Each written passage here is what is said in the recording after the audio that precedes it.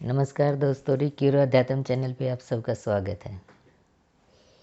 आप सबको गोवर्धन की बहुत बहुत शुभकामनाएं। हम सब जानते हैं गोवर्धन आज से नहीं 5000 वर्ष पूर्व से गोवर्धन को हम मनाते हैं।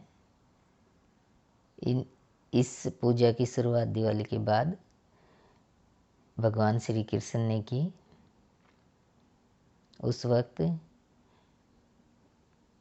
जब गोकुल के लोग वहाँ इंद्र देव की पूजा करते थे वर्षा के लिए, उस वक्त उन्होंने सबका ध्यान गोवर्धन की पूजा की तरफ किया। इसके पीछे का एक महत्वपूर्ण कारण था। इसका ये कारण नहीं था कि वे भगवान श्री कृष्ण इंद्रदेव का अभिमान तोड़ना चाहते थे। इंद्रदेव जानते थे कि वो भगवान हैं। ये एक लीला रची गई लोगों का ध्यान इस ओर आकर्षित करने के लिए कि वे सिर्फ दैवीय सहायता पर ही निर्भर ना रहें, खुद भी अपने लिए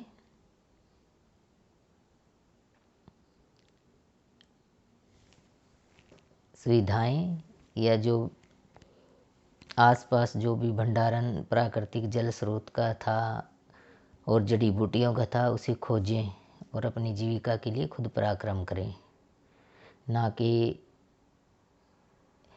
वर्षा पर निर्भर रहें। बारिश होगी तो हम खेती करेंगे और फिर फसल होगी।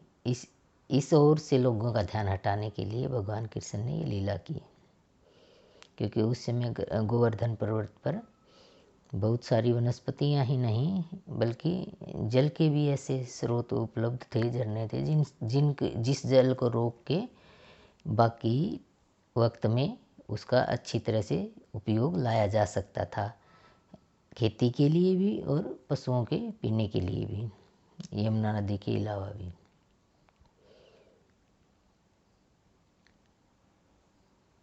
तो इस गोवर्धन पूजा के पीछे की मंशा ये थी। और दूसरा, एक लोगों को संदेश देना चाहते थे कि कोई भी मनुष्य अगर चाहे तो कितना भी बड़े से बड़ा कार्य कर सकता है, इच्छा शक्ति अगर किसी की प्रबल हो तो। गोवर्धन पर्वत को उन्होंने अपनी उंगली पे उठा के यही एक संदेश मानव मात्र को दिया। अब हम मानव मात्र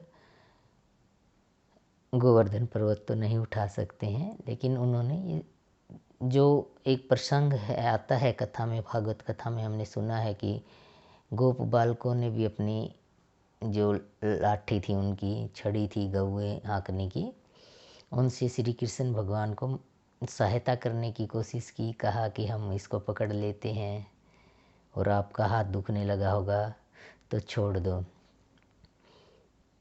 और वो उसको संभाल नहीं पाए थे। तो इस से उन्होंने ये भी कहा कि हर कोई आदमी हर काम करने में समर्थ नहीं है, लेकिन इस अभिमान में भी कोई ना रहे कि सामने वाला कमज़ोर है। ये संदेश उन्होंने उस वक्त कंस को, इंद्रदेव को माध्यम बना के कंस को ही भेजा था। और साथ में लोगों को ये मैसेज भी भेजा था कि उनके बीच परम सत्ता अब अवतरित हो चुकी है। क्योंकि उस टाइम के जो जनमानस था काफ़ी भोला था। जैसे कि आज के टाइम में है मीडिया, फटाफट इंफॉर्मेशन इधर से उधर उधर से उधर, उस टाइम में ऐसी नहीं थी, वक्त लगता था चीज़ों को होने में। साथ ही इसके साथ एक मैसेज ये भी जाता है कि भगवान अपने भक्तों की रक्षा के लिए कहीं भी कभी भी किसी भी रूप में उपलब्ध हो सकते हैं, कहीं भी प्रकट हो सकते हैं, कैसे भी हमारी मदद कर सकते हैं। तब से ही गोवर्धन पूजा का प्रचलन है।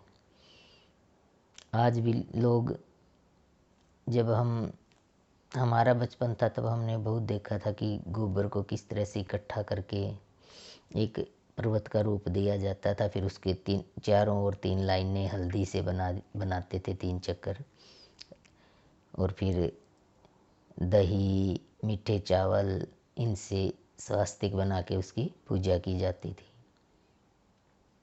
जो लोग, जहाँ गोबर उपलब्ध नहीं था, वो लोग अन्नकूट बोलते हैं जिसको, अन्न की ढेरी बना के उसको गोवर्धन रूप मान के उससे पूजा करते थे।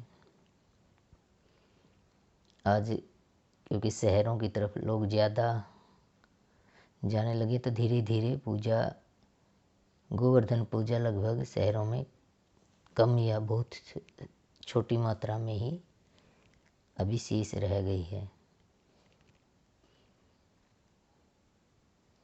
लेकिन इसे याद रखना आवश्यक है, अपनी परंपराओं को न भूलें।